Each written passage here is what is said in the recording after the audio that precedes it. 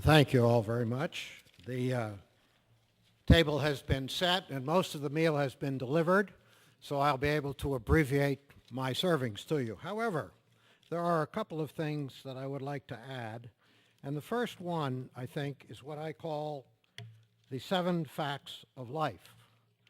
And I think that it's important that in the context of the very profound observations that have been made by the panelists today, that we rethink a little bit how the world is. My first fact of life is the world is a sorry mess. I don't care where you go and look. Every day you pick up the newspaper. No place seems to be better off. Maybe Tunisia, I might give you that. But the rest of the world, you take a look around, things are sort of going downhill slowly, economically, security-wise, stability-wise. There's a lot of uncertainty out there. The second thing I'd say is the United States is the world's unique superpower. It's the go-to guy. There really isn't anybody else. It's true, we have lost influence. I quite agree with that. But the fact of the matter is I think we've done some of that needlessly. I think it was an unenforced error in some cases because of the uncertainties of some of our policies dealing with the sorry mess that we find the world in. The third thing is very clear. We're going to be counted on again and again and again to be the go-to guy, to take the lead, to take the action, to provide the solution to deal with the problem. That's what the United States of America uniquely does. The fourth point of fact of life today is that partisan politics, unfortunately, no longer stop at the water's edge in America. It has become clear that partisan politics do count very much in our foreign policy debate. It is also clear that relationships between our 3 branches of government have a great deal of friction in them. The fathers of our Constitution wanted that. But when that friction gets too hard, we get into stalemate. Things don't move. And we have got problems now between the 3 branches of government not moving as efficiently or as effectively as it should.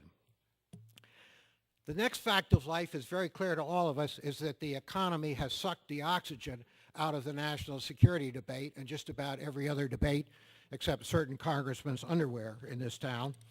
And the last thing I would point out is that the national security debate in the administration has very sharp divisions in the White House. We read about it. The Vice President leans one way, the Secretary of State, Secretary of Defense lean another way. This affects what goes on in terms of our policy. Now, that was sort of the 7 facts of life that we have to deal with the problem of Iran and why you're here and the new Mideast policy. Let me give you a little good news first because I don't want to just color this with all the problems. The first good news since the last time I had the privilege of addressing you and accepting your hospitality 6 weeks ago, is that we got UBL. I think that's fabulous. It shows that the government can work and do its job in national security. Now, I know that there are some folks in Tehran who condemn that as a bad thing, and the people of Hamas said, it's terrible, you took out UBL. Well, tough. It's important for the world to know that we have that capability, and there are other UBLs out there, and I hope we will use those capabilities to take out the other UBLs and the other terrorist, radical fundamentalists who are bringing turmoil to the world. I think that our problem is not our capabilities. Our problem is our policies and our will to use those capabilities. And it's that uncertainty is causing us to needlessly lose, I think, clout on a global basis. There has been another good piece of good news in the last 6 weeks, and I think it's very important. I think you know this as well as I. And that is there has been movement on the MEK problem because of Camp Ashraf and what happened there. That was not in vain. Things are happening. They're happening too slowly. We don't have the full answers, but as you've heard others say, and I would confirm, that first of all, there are more people who understand what happened now. There are more people focused on this question about what is happening to the MEK.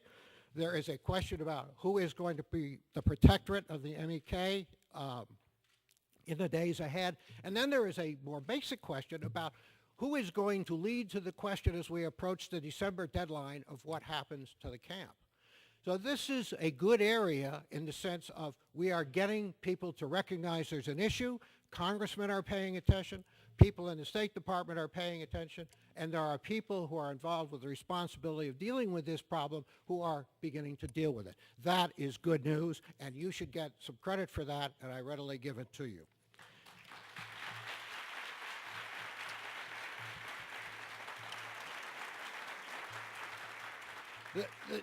I want to go back to this atmosphere of uncertainty because I do feel it's very important that we understand that we need to make decisions in government. It's what we get paid to do. I ask these following questions quite often to audiences. Are we at war? How many people in this room think the United States of America is at war? That's usually the answer I get. It's usually split. In fact, we are at war, but there's not a lot of people who think so. And if we are at war, actually, who is the enemy? And if we are at war and we are questioning who's the enemy, we have to ask, where's the battlefield? Is it just Iraq? Is it just Iraq and Afghanistan? Or is there another battlefield as well? Do we pay any attention to the fact there's domestic terrorism and that people are trying to blow up airplanes or Times Square or Fort Hood or whatever it might be? So if we recognize we are at war, we recognize that there is an enemy, we recognize that some of them are here among us, the next question is, well, what are the rules of engagement? Is this something for the police department? Do you call 911? Or do we actually employ some kind of a military force and an intelligence force to deal with this threat to our security, which is now among us? The next question you always ask about a war is, are we winning? The next question you ask is, how do you define winning? What is winning in the war that we're fighting right now?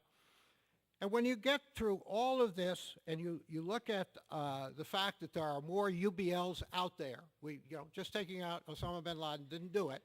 There's a new list out today of 5 new UBLs that we're going after in the war, and there'll be 5 more after them because we're not going to run out of them in any time soon. The hallmark response, in my view, has been that this indecision and how to deal with this and answer these questions about war to the understanding of our allies and our enemies on a global basis is very important. And you take a quick look. We've had a tour of the Arab Spring. We've had Professor Tanner say that the Mideast, the Near East is a boil. It is. And this big problem that we are concerned about with Iran is, will the Arab Spring become a nuclear winter because Iran gets the weapon? And that is something that Mr. Eisenstadt, I think, brilliantly stated for us. It is a huge concern. Now, going forth and taking a look briefly around some of the Arab countries, we look at Libya. Libya, to me, is a template for a day late and a dollar short. We are tiptoeing our way into Libya. We're trying to say, okay, we want a humanitarian relief. But of course, we're also saying out of the side of our mouth, what we really want is regime change, but we're not going to put ground troops in there because we don't want a war with Libya. We're not going to go that far. So we're trying to get it both ways. And probably what's going to happen in Libya is how much money is it going to take to buy off Gaddafi? That's really the bottom line, I think, before we get through. We go to areas like Yemen. Now, if Gaddafi is so bad, then what about the expression of people in Yemen today who don't like President Saleh either? What do we do about President Saleh, and what do we do about Yemen? I mean, we've got a lot of problems there in a sort of a critical place in terms of oil shipment and other things. We don't want another failed state which becomes a sanctuary for terrorists. It happens that Yemen is a place where they do some very serious terrorist training. They train people, actually in English, on how to come to the United States and cause mischief here. So we have some equities to consider in Yemen when we talk about them. It's not just about President Saleh and the expressions of freedom. You go on to President Mubarak. We've talked about the Egyptian situation, very beautifully presented. The question I'd ask you is, what comes after Mubarak, and is it better or worse? I don't know. None of us know the answer to that question yet, but shouldn't we know the answer to that question, and shouldn't we be ahead of that curve? I think the answer is yes. because I think the Muslim Brotherhood, and I disagree with General Clapper on this point, is not a secular organization. I think they got some serious bad elements to deal with, and we've seen that time and again, and I think we've got more of it ahead of us. We talk about Syria. Obviously, Syria is a puppet for Iran in so much mischief. And we take a look at the brutality that's happening there. Having snipers taking innocent people out is insane. Basically, you've got a very weak guy in Assad who is surrounded by a bunch of bad actors who are pushing him around. Not a good formula for getting a positive result at all. You take a look at Pakistan. Pakistan, I would say, is an area where we have trashed our relations so badly with somebody we need to be working with that it is going to take us a very long time to get the train back on that track, and we need to, because there's a whole bunch of people over there that we're interested in not letting do any more harm to us. So we've got some serious heavy lifting, but when it comes to Iran, which is the number one most serious problem, I would say that it is Iran 3, USA 0. And here is why I would say that. First of all, our stated objectives in Iran are regime change. Everybody has said that since President Clinton and before, actually. Nuclear nonproliferation is a critical factor.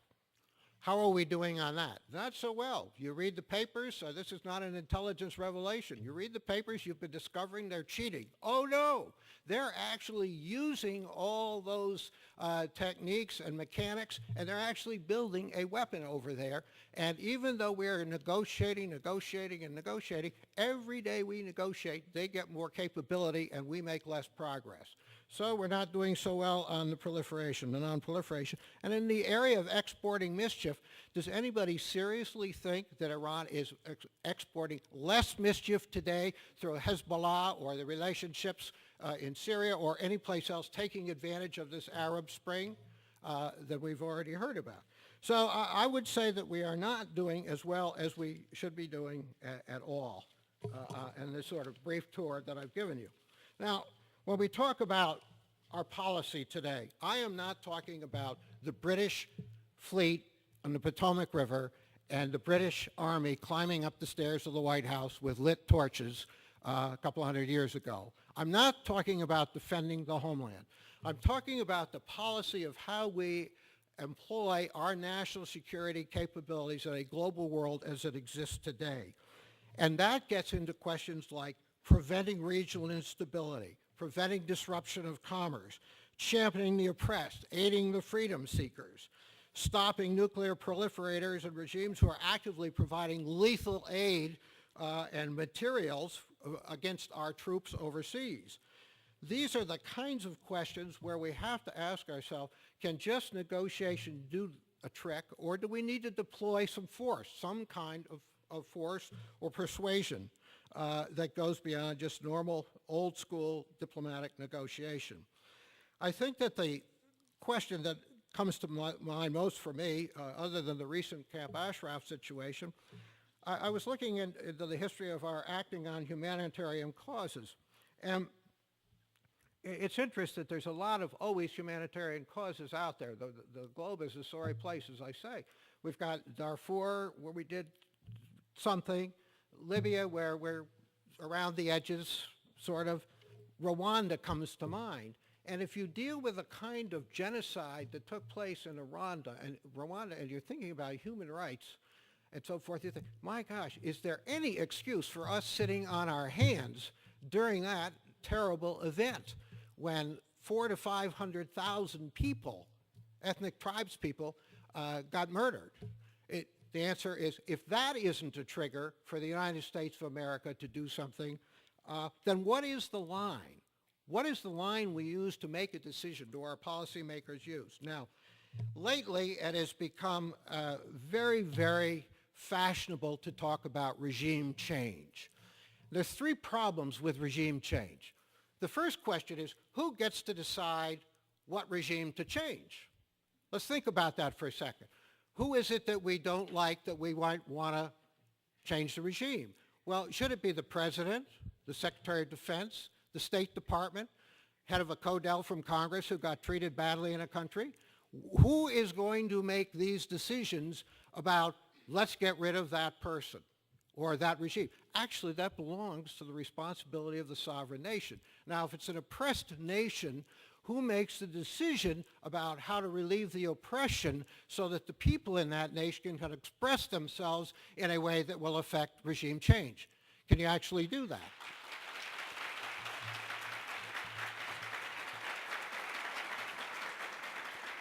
So that gets to my second question. Okay, let's suppose we want regime change. We all agree. We go all around, all the players say, yep, bad guy needs to get out of there. So how do you do that? I mean, you've got to have some way to make that happen. Now, I know that the negotiations, use of force, you have presented a third way, which I think is obviously a very sensible, appropriate way to proceed, of letting the people express themselves and take it over and do the job. My worry there is always, how much is it going to cost? Already, we've had freedom fighters we've seen in my lifetime in Hungary, and since then many times in many places, who have gone out and done the demonstration, done the hard work, and been repressed again, but have sent the message to the world that they need help. They want people behind them to assume the freedoms they look for. These questions of what you employ to get regime change are unanswered. And then the final question is, what are you changing to? Are we sure that if the people's expression in Egypt was such a great idea and they wanted regime change, that the original purpose of all of those demonstrations on Tahrir Square, which we all saw as wonderful expressions of people out there seeking liberty and freedom and a new life and opportunity and democracy and all of the good things, is that going to be the opportunity that they end up with when the present people making the decisions get through?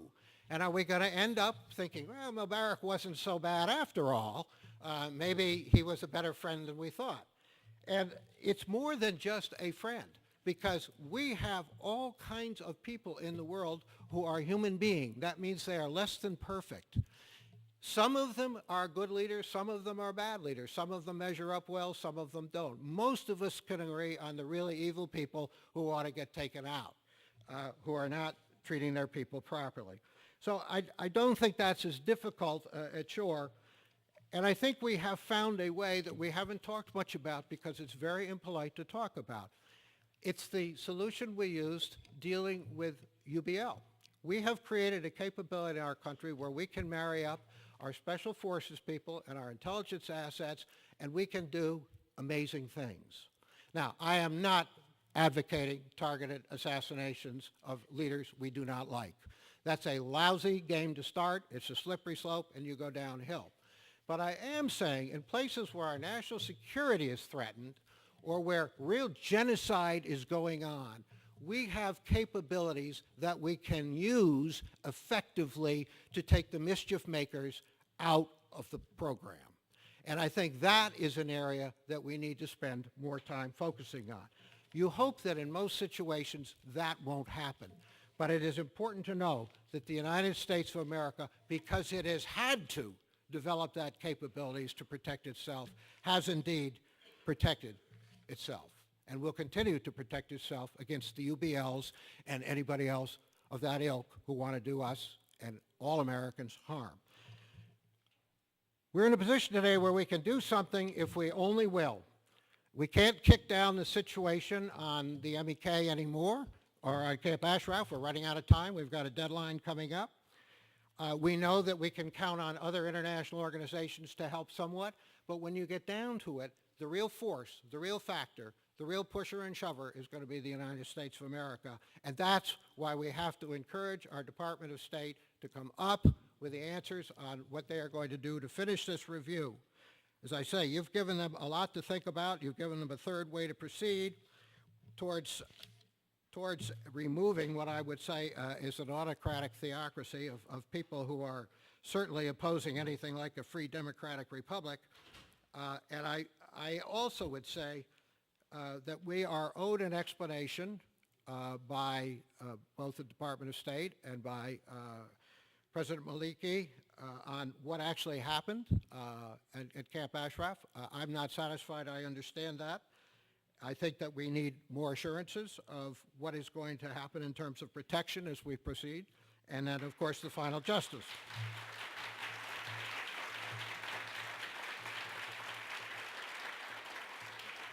Who leads us to the relocation? Who is the individual? Who is the country? What is the mechanism that takes us to the relocation? We're running out of time for that answer. That has to happen very quickly. And finally, I would say this.